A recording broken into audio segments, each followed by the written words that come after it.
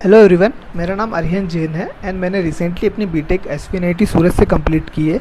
मैंने अपने final year के साथ गेट 2021 का एग्ज़ाम दिया था एंड गेट 2021 में मेरी ऑल इंडिया रैंक 53rd आई है। सो बीटेक बाबा चैनल के माध्यम से मैं अपनी प्रिपरेशन आपके साथ शेयर करना चाहूँगा। आई होप ये आपके लिए हेल्पफुल होगी।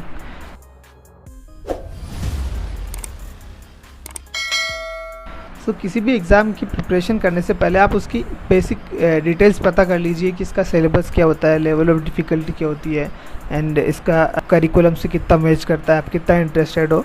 आप वो सब चीज़ें इसका बेसिक 2-3 दिन लगा के चेक कीजिए कि क्या क्या स्कोप है इस एग्ज़ाम से।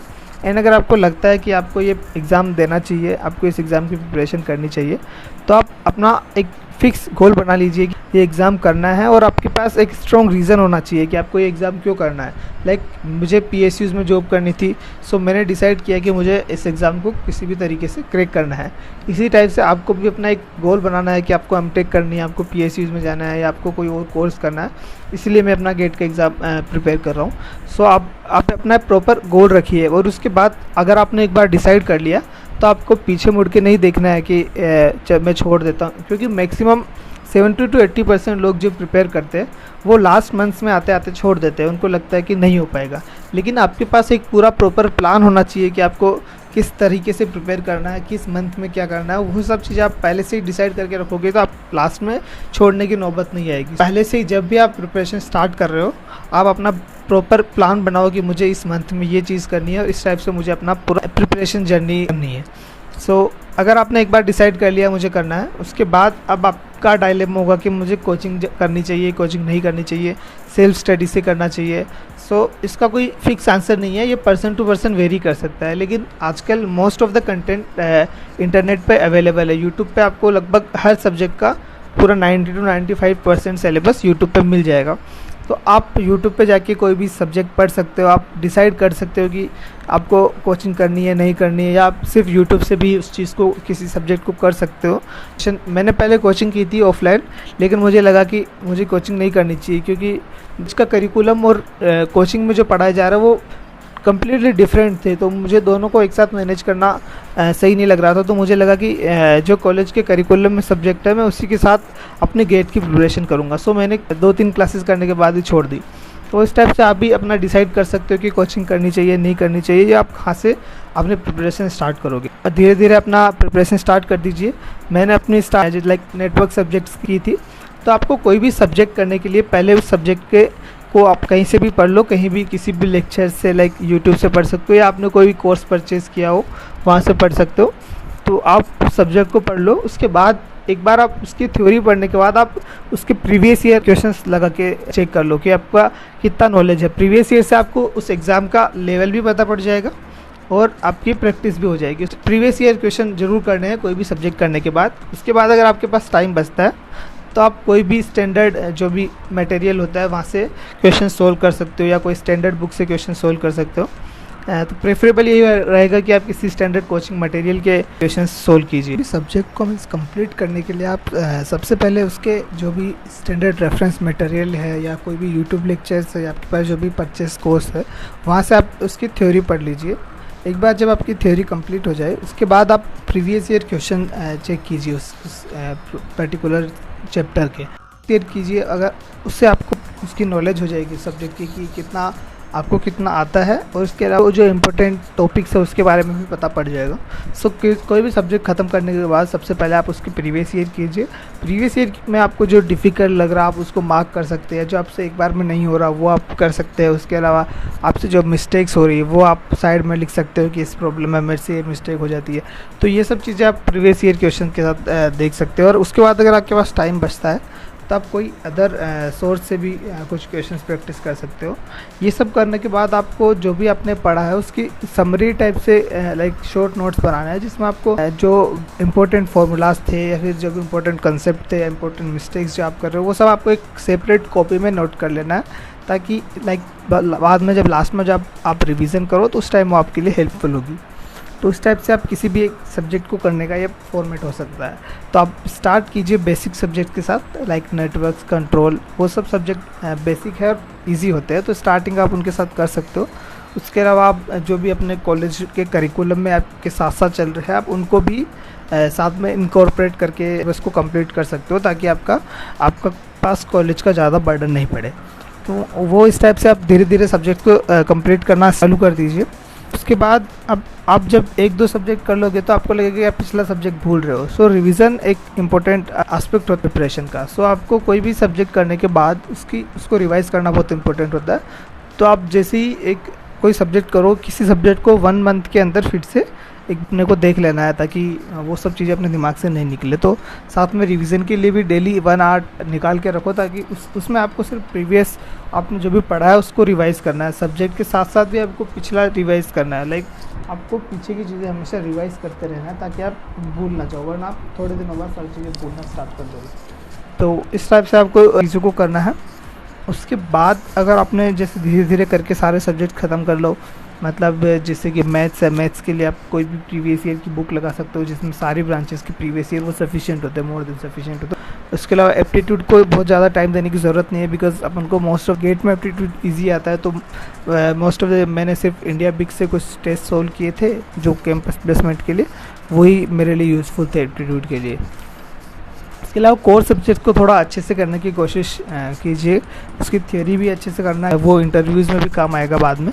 सो इसलिए वो चीज़ आपको ध्यान रखनी है इंटरव्यूज़ के पर्सपेक्टिव से। इसके अलावा जब आप धीरे धीरे सब्जेक्ट को करने लगोगे, आपको बाद में डीमोटिवेशन आना स्टार्ट हो जाएगा। अगर आपको वैसे अपने आप को गोल ही इतना मजबूत होना चाहिए कि आपको डीमोटिवेशन नहीं आए, लेकिन फिर भी बीच में सभी को आता है वो डीमोटिवेशन। स्टार्टिंग में मान लो आपसे बीच में कभी क्वेश्चन सोल्व नहीं हो रहे, आपको कुछ सब्जेक्ट समझ में नहीं आ रहा, आप भूल जाते हो, तो आपको लगता है कि शायद मेरे से नहीं हो पाएगा, बाकी लोगों को तो इससे ज़्यादा हो रहा है। तो वो सब चीज़ें हर एस्पिरेंट में वो आती है, लेकिन आपको उस टाइम पे डीमोटिवेट नहीं होना है। अगर बीच में आपको डीमोटिवेशन आता है, आपको लग रहा है कि आप शायद नहीं कर पाओगे, आपसे नहीं हो पा रहा, आप अपने टाइम टेबल को फॉलो नहीं कर पा रहे हो, तो आपको उस टाइम पे डीमोटिवेट होने की ज़रूरत नहीं है। ये सभी के साथ होता है, मेरे साथ भी हुआ था और बाकी सभी टॉपर्स के साथ भी होता है। तो उस टाइम डीमोटिवेट होकर प्रिपरेशन छोड़ दोगे तो आप आगे नहीं बढ़ पाओगे, लाइक आप उस रेस से बाहर हो जाओगे। तो आपको उस डीमोटिवेशन को ओवरकम करना है और आगे बढ़ना है। सो उस डीमोटिवेशन को ओवरकम करने के लिए आप अपने फाइनल एम को सोच सकते हो, अपने फाइनल गोल को सोच सकते हो कि अगर मैं अभी डीमोटिवेट हुआ तो मैं उस गोल को अचीव नहीं कर पाऊँ। आप अपने पेरेंट्स के बारे में सोच सकते हो, वो आपके लिए कितने मेहनत करते हैं। आप कुछ मोटिवेशनल वीडियोस देख सकते हो, या किसी भी तरह से आप डीमोटिवेशन से बाहर आना है और आपको अपनी प्रिपरेशन फिर से स्टार्ट करनी है। आप चाहे तो आधे दिन का ब्रेक ले सकते हो कि चलो आधे दिन में मूवी देखूंगा, एक मूवी देख सकते हो अगर आपको मूवी देखना पसंद है। तो साथ मेंटल हेल्थ पे ध्यान देना भी बहुत ज़रूरी है। तो उसके लिए आप कोई भी अदर एक्टिविटी कर सकते हो प्रिपरेशन के साथ। जैसे अगर आपको कोई स्पोर्ट पसंद है, आप जॉगिंग कर सकते हो, या फिर आप जिम जा सकते हो, या कोई भी अदर एक्टिविटी आप 1 आधा घंटा निकाल के डेली कर सकते हो। उससे आपका माइंड फ्रेश रहेगा और आगे पूरे दिन जो भी स्टडीज़ करोगे उसमें आपका मन लगेगा। उसके बाद टेस्ट सीरीज़ एक बहुत इंपॉर्टेंट पार्ट होता है किसी भी कम्पिटिटिव एग्ज़ाम की प्रिपरेशन का। सो आपको एटलीस्ट 1 और 2 टेस्ट सीरीज़ लेनी है। लाइक मैंने एस एकेडमी और द गेट एकेडमी की टेस्ट सीरीज़ ली थी, तो आप कोई भी 2 टेस्ट सीरीज़ चूज़ करके ले सकते हो। तो आप जब आपके 5-6 सब्जेक्ट कंप्लीट हो जाए उसके बाद आप टेस्ट सीरीज़ स्टार्ट कर सकते हो। लाइक जो सब्जेक्ट टेस्ट है और पार्ट टेस्ट है, टेस्ट सीरीज़ के बीच में स्टार्ट कर सकते हो, ताकि आपको बाद में जाके ज़्यादा बर्डन नहीं लगे। आपको टेस्ट सीरीज़ से टाइम मैनेजमेंट की प्रैक्टिस हो जाएगी। आप जो मिस्टेक्स करते हो वो आपको पता चल जाएगा कि आप कौन सी मिस्टेक्स कर रहे हो। उसके अलावा आप जब टेस्ट सीरीज़ दोगे तो आपको वर्चुअल कैलकुलेटर है उसके बारे में पता पड़ जाएगा। तो वो सब चीज़ें आपको टेस्ट सीरीज़ से ही सीखने को मिलेगी। सो टेस्ट सीरीज़ को इग्नोर नहीं करना है। टेस्ट सीरीज़ एक बहुत इंपॉर्टेंट पार्ट है प्रिपरेशन का। लेकिन जब आप स्टार्ट करोगे, स्टार्टिंग में टेस्ट सीरीज़ में आपके बहुत कम मार्क्स आएंगे। मेरे भी बहुत कम ही आते थे। जैसे स्टार्टिंग के फर्स्ट टेस्ट में मेरे 10 आउट ऑफ 30 मार्क्स आए थे, नेटवर्क का टेस्ट था। तो उस टाइम आपको डरना नहीं है कि यार मेरे तो बहुत कम मार्क्स आ रहे हैं, मैं टेस्ट सीरीज़ अभी नहीं देता हूँ, बाद में दूंगा। बट उस टाइम नहीं डरना। वो टेस्ट सीरीज़ में आपके स्टार्टिंग में कम मार्क्स आते हैं क्योंकि आपकी प्रैक्टिस नहीं होती, आप बहुत सारी मिस्टेक्स करते हो। तो आपको वो सब चीज़ें टेस्ट सीरीज़ से ही सीखनी है और धीरे धीरे आप देखोगे कि आपके मार्क्स बढ़ते चले जाएंगे।